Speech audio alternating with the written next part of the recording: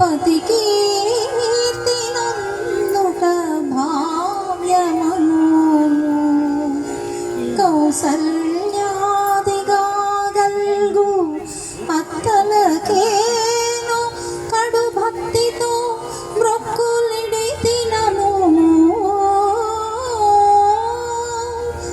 తోడి కోడండ్రు నా నేస్తములని ఎంచి కడసారి సేమంబునడిగెనము చలి కత్తియలు నన్ను పలుమార్లు తలపోసి యమ్ములింప